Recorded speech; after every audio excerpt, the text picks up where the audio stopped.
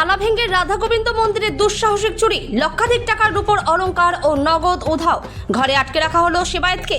উত্তর দিনাজপুরের চোপড়া ব্লকের 3 মাইল রোড এলাকায় রাধা গোবিন্দ মন্দিরের দুঃসাহসিক চুরির ঘটনায় চাঞ্চল্য ছড়িয়েছে।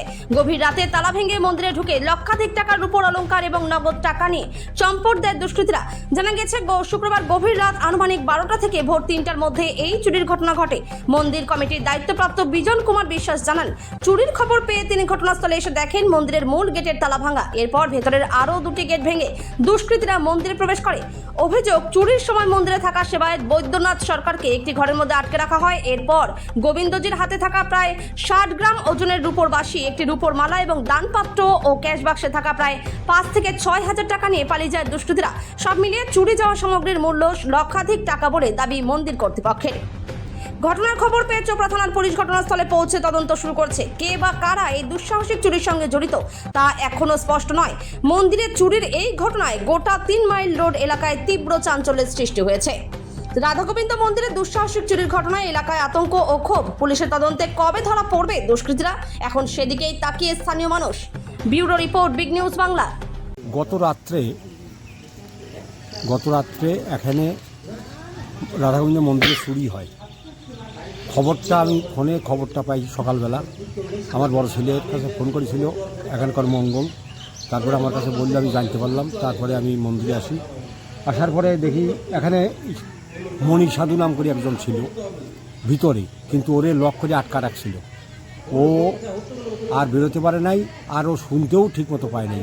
কিন্তু 2টো তালা ভেঙে ভিতরে যে ক্যাশ বাক্স ছিল সেই ক্যাশ বাক্সটা উপড়ায় ফেলে একদম। ক্যাশ বাক্সের মধ্যে অনুমান ওই 5-6 হাজার টাকা মতো ছিল, সেটা নিয়ে গেছে। আর এর ভিতরে গোপালের হাতে ওই 60 গ্রামের ওজনের একটা রূপার বাঁশি ছিল, একটা গোপালের একটা রূপার চেন ছিল। এটা দানের জিনিস, কিন্তু সেটা নিয়ে গেছে। ক্যাশ বাক্স ভেঙে নিয়ে গেছে টাকা পয়সা। এখন এই নিয়েই মানে সমালোচনা চলছে। এখন কি মনে হচ্ছে কারা চুরি করতে পারে? ওটা তো আমাদের অনুমান নাই, ওটা তো আমরা সচক্ষে দেখি নাই আর বুঝতেও পারি নাই। পুলিশ এসেছে? হ্যাঁ, পুলিশ ইনকোয়ারি করে গেল। পুলিশকে জানালাম, দেখা যাক কী হয়। আমরা কমপ্লেনপত্র থানায় দেওয়ার পরে দেখি কি করছে পুলিশ। ভরসা রাখি পুলিশের প্রতি, যে পুলিশ এখন বর্তমানকার পুলিশের প্রতি খুব বড় ভরসা যে এরা বের করতে পারবে। পরাপর মন্দিরে এরকম চুরি কি মনে করছেন? কি করে বলবো এই বিষয়টা? কোথায় ঘটেছে, কোথায় ঘটনাটা?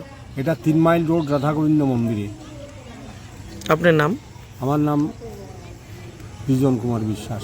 আপনি মন্দিরে কোন দায়িত্বে রয়েছেন? আমি মন্দির কমিটির বলতে গেলে অল ইন অল দায়িত্বে। ঘটনা করছি আমি 3:30টার সময় উঠলাম। ওঠার পরে বাথরুম পায়খানা করিয়ে তারপর চান করিয়ে তারপর কাপড় চাপড় সারলাম। আমি আবার চান টান করিয়ে তখন দরজা দিয়ে আসবো, এখন দরজা বন্ধ চিলাচিলি করছি আমি, লোকটার নাই যে কে খুলে দিবে। তারপরে এক সাইডে দিয়ে খোলা যাবে, ওই সাইডে দিয়ে আইসি খুলিয়ে আমি ধারণা করছি কি যে গোবিন্দ বুঝি আমার আটকা দিছে কি অন্যায় করছি, এরকম জোগাত করে মানে ক্ষমা করতে কি অন্যায়। তারপরে এখন দেখা যাচ্ছে তা না,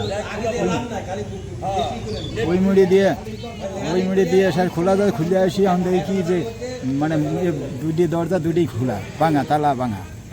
তারপরে মামার ডাকলাম, তারপর চিবাসের বাড়ি ডাকলাম, কারুর পাইলাম না পাওয়ার পরে তারপরে মামার আসে বাড়ি ফেরা আসে টিন বেড়া থাবড়া দিছি। তারপরে মামা সারা দিল, মামা বাড়া আসি দেখাইল কি নিয়ে গেছে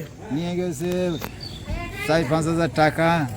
আর বাঁশি ছিল একটা 50-60 গ্রামের মতন বাঁশি ছিল, নিয়ে গেছে। তারপরে 12 গ্রামের মধ্যে একটা মালা ছিল, মালাটা নিয়ে গেছে। কখন চুরি হতে পারে, কখন হতে পারে মানে আমি তো জানতে পারি নাই। আপনি কখন টের পেয়েছেন? আমি টের পাইছি হলো 4টার সময়। 4টার সময়? মানে আপনি প্রথম দেখতে পেয়েছেন? হ্যাঁ, আমি প্রথম দেখি। আমি এখানে ছিলাম। এই মন্দিরটা কোথায়? মন্দিরটা ধন্যবাদ এ বাগানপাড়া এ মানে 3 মাইল রোড, 3 মাইল রোড পাশে বাজারে রাধাকুণ্ড মন্দির। করে চুরি করতে পারে কাকে বলবো, সেরকম তো আমার বাইরে ঘোরাও নেই সেরকম একটা আইডিয়া। পুলিশ এসেছিল? হ্যাঁ হ্যাঁ, পুলিশ আসছিল। আপনার নাম? আমার নাম মনীন্দ্রনাথ সরকার। আপনি মন্দিরে কোন দায়িত্বে রয়েছেন? মন্দির পূজা ফেলে দিই আর কি, সকালে বিকালে পূজা ফেলে দিই, দেখাশোনা এগুলোই করি। ঠিক আছে।